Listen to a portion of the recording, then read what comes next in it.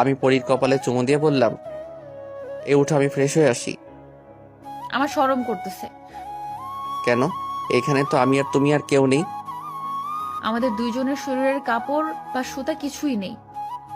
হইছে হইছে, আর শরম পেতে হবে না, যাও ফ্রেশ হয়ে আসো। আর আমি তোমার বড়, অন্য কেউ না। আচ্ছা। পরি ফ্রেশ হয়ে নিচে চলে গেল। আমিও ফ্রেশ হয়ে রুমে এসে বসে আছি। কিছুক্ষণ পর সিয়াম আর রোহান আসলো। বলল, মামা বাসাতে বিড়াল মারছো তো? হুম, মেরেছি। কিন্তু সিয়াম, তুই একটা ভুল করেছিস। আমি কি ভুল করেছি?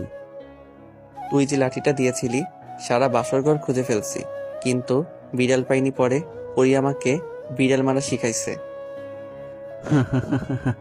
বলো। এই নাও, সবার জন্য চা এনেছি, সবাই খেয়ে নাও। ভাবি, চা কি আপনি বানাইছেন নাকি আন্টি বানাইছে? আমিই বানাইছি। ও আচ্ছা, খুব ভালো হয়েছে। আচ্ছা, আপনি নিচে যান, মেঘের সাথে কথা আছে আমার। আচ্ছা, তোমার কথা বলো, আমি তোমাদের জন্য কিছু রান্না করে গিয়ে। তাই করেন। পরি চলে গেল। কিরে বেটা, কি হয়েছে?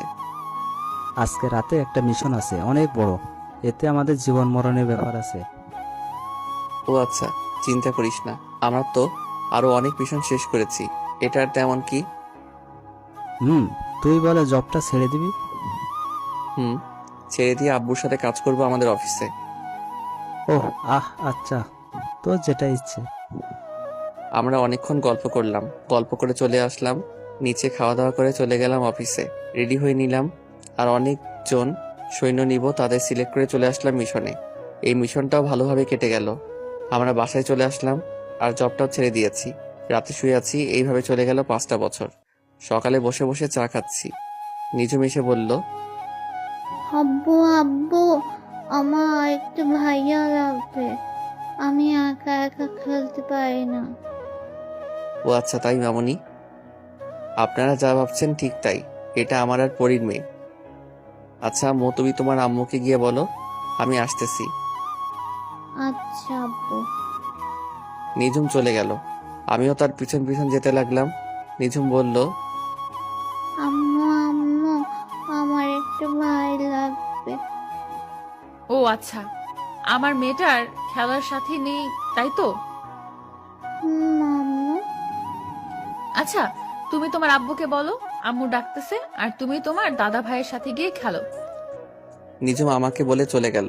আমি রুমে ঢুকে দরজাটা বন্ধ করে দিলাম। আস্তে আস্তে পরীর কাছে যেতে লাগলাম।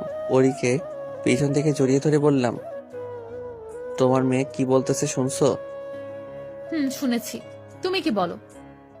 আমি তো চাই একটা ক্রিকেট টিম বানাবো। যা, দুষ্টু। আমি পরীকে কোলে তুলে নিয়ে বিছানায় শুয়ে দিলাম। আস্তে আস্তে পরী শরীরের সাথে আমিও মিশে গেলাম।